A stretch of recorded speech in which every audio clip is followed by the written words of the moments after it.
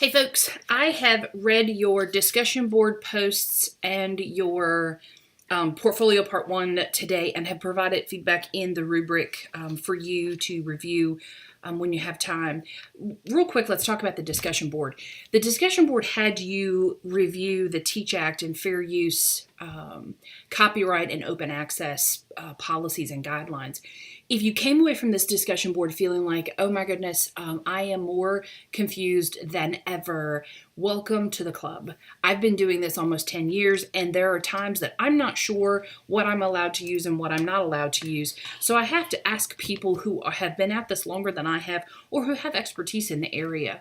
I have a lot of colleagues that do research and publications that are great resources, but I also use the university library, librarians as a resource. The goal of this was not to give you heartburn, but to heighten your awareness that there were policies that do govern what we can use in our teaching materials and in our online learning management systems, that we have to be very careful about what we provide access to and understand copyright laws and policies that govern the use of other people's stuff. You guys did a really good job tackling a complex concept. So I was really pleased with that. Again, if you feel like you've walked away from it feeling a little bit anxious and a little bit like I'm not quite sure I understand it all, it's big. What I want to do is heighten your awareness that these things exist so that when you begin to use materials in your teaching practice, that you're thoughtful about how you give proper credit and how you seek permission when necessary. The other piece of this is, as Jerry Falwell Jr. Has been coined as saying, if it's Christian, it should be better. That goes to our own use of materials that belong to other people. We need to be very thoughtful, not just because it's a professionally ethical thing to do, but because we're called as Christian nurse educators to do exactly that. Your classmate, Sarah, did a really nice job in her discussion board summary in exploring kind of what that looked like. Sarah wrote that not only is the protection of original work essential to avoid lawsuits and follow institutional guidelines, but taking another person's personal property is forbidden in a Christian worldview. On Mount Sinai, God provided Moses the 10 Commandments to share with his people, to please him, and to live a better life. The 8th commandment, you shall not steal, forbids people from taking the property of others. Furthermore, maintaining proper use of another person's material is the right and honorable thing to do. Christian nurse educators must be informed of copyright laws to avoid inadvertently stealing someone else's property. And I do think the vast majority of you got the fact that, like Sarah is saying, we do things inadvertently. I can't think of a single instance where I have seen a colleague or a student intentionally steal someone's copyrighted material.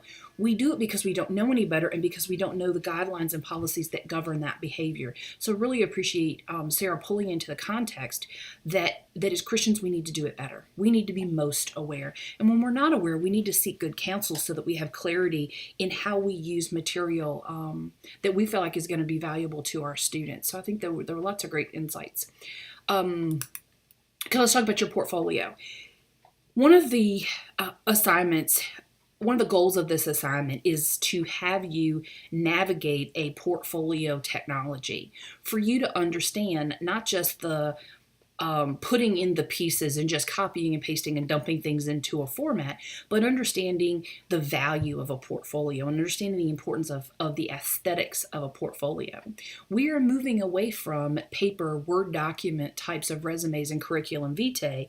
We really are moving to a more virtual representation of our professional successes and professional experiences. So this is just putting your toes in the water and having you kind of navigate the technology. That's a piece of your growing opportunity, but then also understanding how you can place the details into this platform to optimize its value, to optimize its aesthetics for the person that's viewing it. I want you always to be using the lens of the there's someone behind me playing with a toy. Gracie, stop. Shh. Sorry. Let go. It's a dinosaur. Go play. Nope, go play.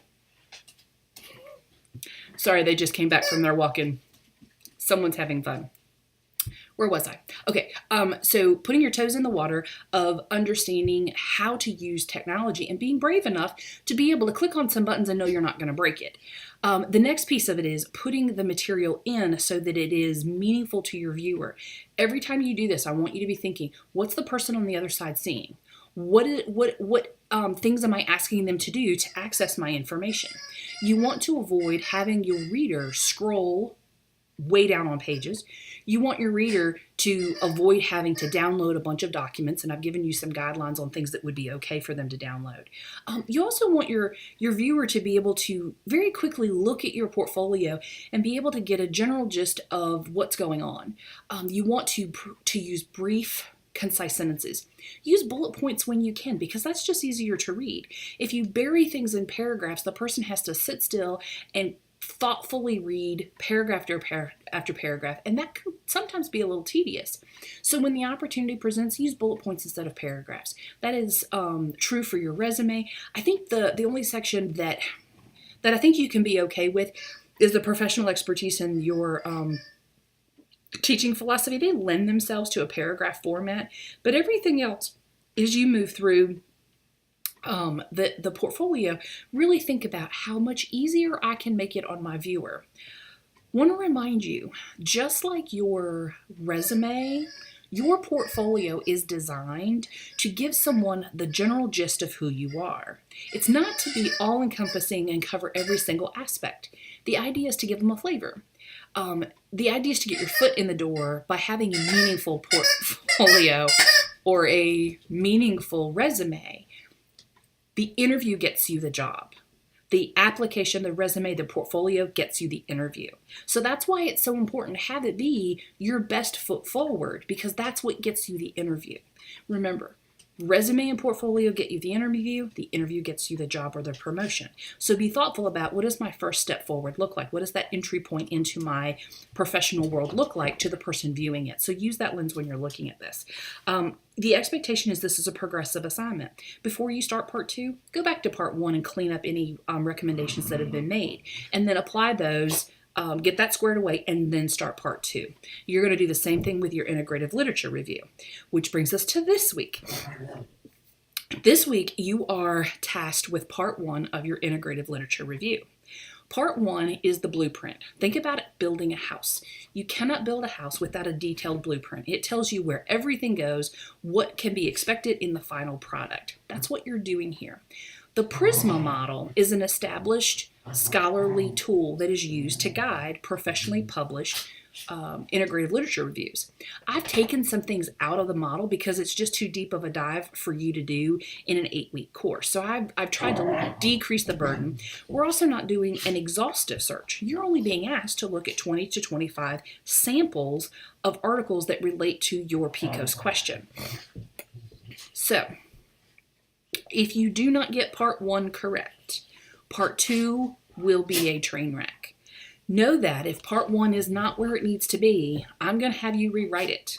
You will not be able to start on part 2 unless your PCOS question and your plan is clearly articulated. And there are very specific steps in the rubric and in the Prisma model that if you use to guide your writing, you're going to be exactly where you need to be.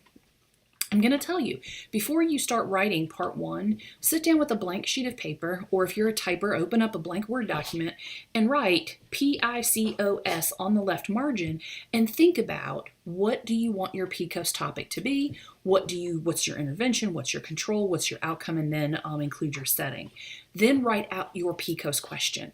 That needs to be in the body of part 1. That's your research question. If that's missing, you're going to be asked to resubmit it and to be clear about what PCOS question you're using, specifying exactly what the PICOS is.